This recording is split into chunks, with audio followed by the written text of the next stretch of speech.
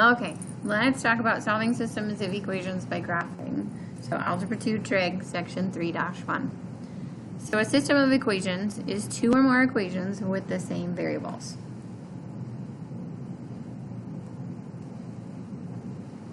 One way to solve a system of equation is to graph both equations.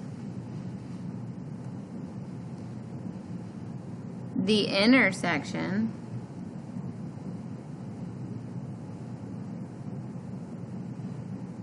is the solution. Okay, so let's talk about graphing both of these guys. So if you look at number 1, it says solve the system of equations, and it gave me two equations. This guy, unfortunately, being that he's 0, means the x-intercept and the y-intercept, it goes through the origin. So I'm going to rearrange this guy and put it into slope-intercept form. Alright, slope-intercept form, y equals mx plus b. So I want to move everything over, or the x over. So I have negative 2y is equal to negative x plus 0. Divide by a negative 2. So y equals positive 1/2 x plus 0. Okay, here we go. I'm going to start at 0, and my slope is 1/2. Up 1, right 2. Up 1, right 2. Down 1, left 2. The more accurate you can be when you're solving by graphing, the better, because then you can see where they're going to cross. Okay, how about this guy? I could do this one by intercepts. So I could say, okay, when y is 0, x is 6. When x is 0, y is 6. So it sort of goes off the graph.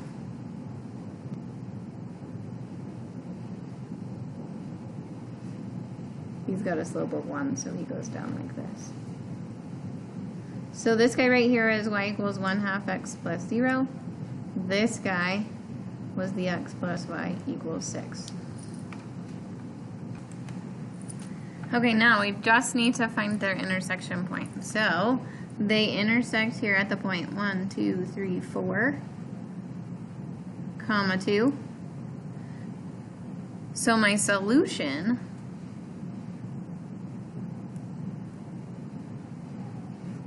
is x equals 4 and y equals 2. That means if I were to plug 4 in for x and 2 in for y, I would get 0 in this equation, and 4 in for x and 2 in for y, I would get 6 in this equation. It has to work for both. So here's my solution. My intersection is the ordered pair x comma y.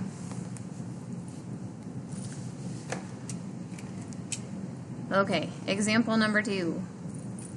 A club is selling copies of a cookbook to raise money. The printer's setup charges $200, and each book costs $2 to print. The cookbooks will sell for $6 each. How many cookbooks must they sell before they make a profit? So I've got two things going on here. I need an equation that talks about how much it costs to print the cookbooks, and I need to talk an equation that talks about how much I'll make from selling each cookbook. So if we let x be the number of cookbooks,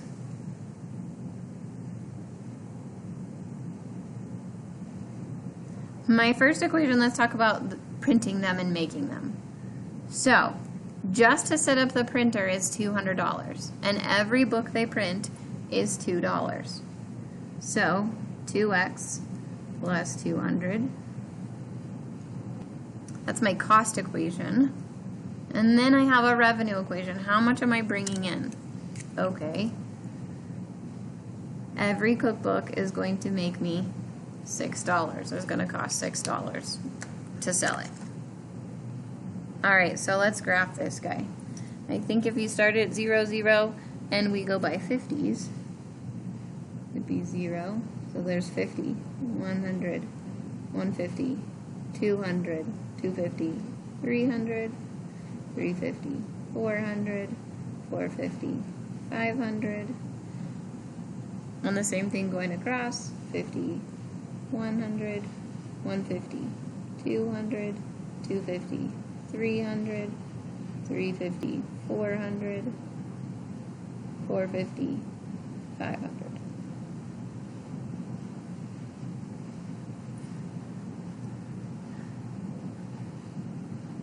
Alright, if you're not sure, you can always do a t-table. So, if I don't sell any cookbooks, it's going to cost me $200. If I sell 100 cookbooks, 2 times 100 is 200, plus 200 more would be 400.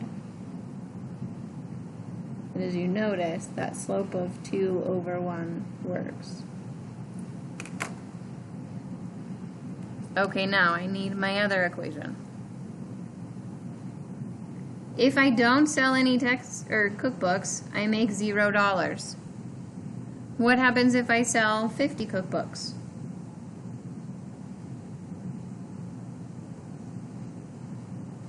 Or maybe 100 cookbooks. Maybe, no, let's do 50. If I do 50 cookbooks, I will make $300. And 100 cookbooks, I would make $600, so it would be way up there. This point right here is called my break-even point. That's the point where it costs the same amount of money that I'm going to sell them for. Okay? After that, we start to make a profit. My profit line is above my cost line. Okay, so at this point right here, at 50 cookbooks, it's going to cost the same amount as it does of the money I'm going to make. So they need to sell at least 50 cookbooks.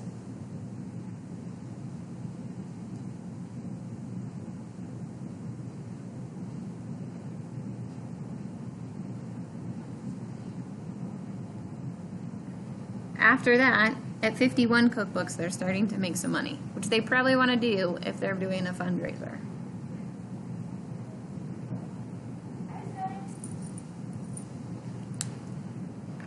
Okay.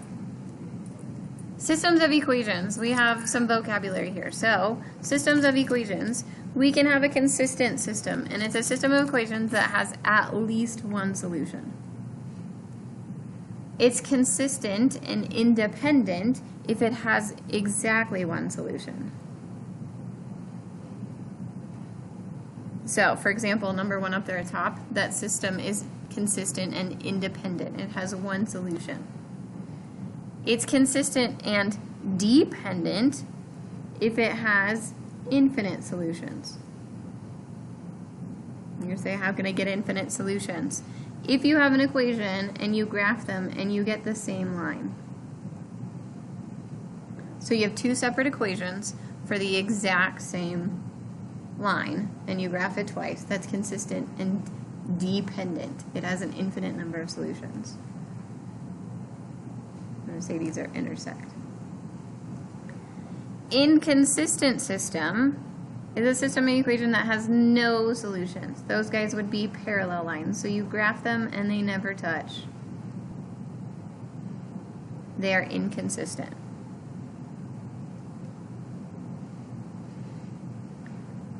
Okay, so look at number 3 there. It says graph the system of equations and describe it as consistent and independent, consistent and dependent, or inconsistent. Okay, look at this first guy right here. He's in standard form, so I'm going to graph him by intercepts. So if my y is 0, x is 5.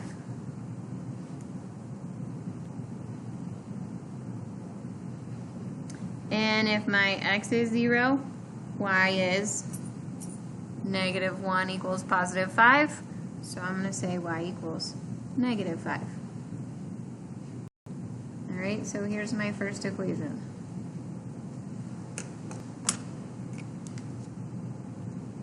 Alright, this guy's also in standard form, so I'm going to graph him too by intercepts. So if y is 0, x is -4. 1, 2, 3, 4. Okay, now if x is 0, y is 2y equals a -4, so y equals -2. Connect the dots.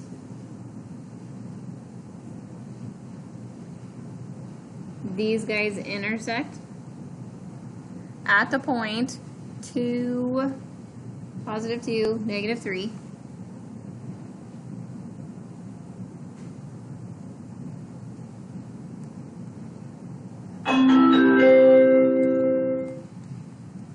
So the system is consistent and independent.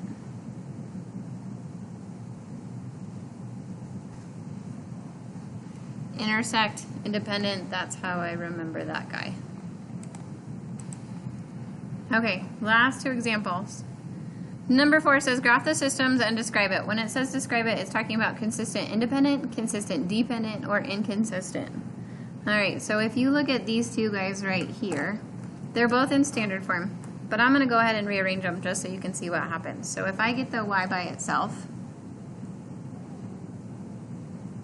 or they're not quite in standard form, we could reduce all that as well, but let's get the y by itself. So I have negative 6y is equal to negative 9x minus 6.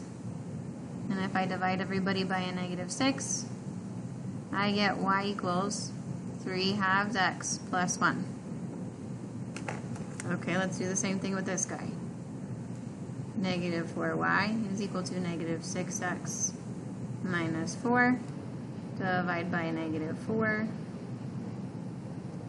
So y equals 3 halves x plus 1. These two equations right here are exactly the same. So when we graph them, we should see the same line. So I'm going to start at positive 1, up 3, 1, 2, 3, right 2. If you go to the right, you're always right.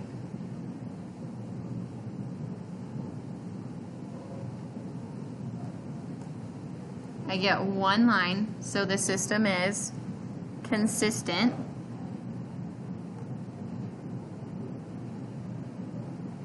and dependent. They depend upon each other.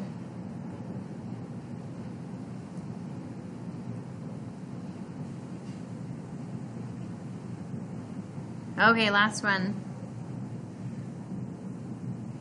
Letter B. Again, I can't do the intercept method when this guy equals 0. So I'm going to rearrange it. So I have negative 6y is equal to a negative 15x. Divide by a negative 6. You could put a 0 at the end if you want. So y equals, when I divide by 3, I get 5 halves x plus 0. Okay, if I graph that, I'm going to start at 0. I'm going to go up 5, right 2.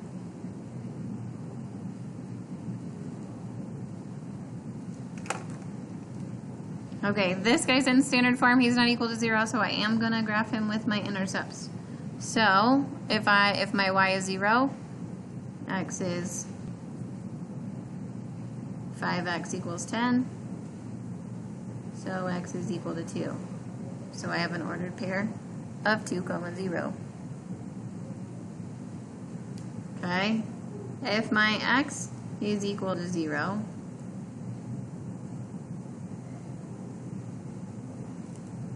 I have negative 2y equals 10. So y is negative 5. If you notice, that slope is up 5 over 2, up 5 over 2. I have two parallel lines. So this system is inconsistent. There is no solution.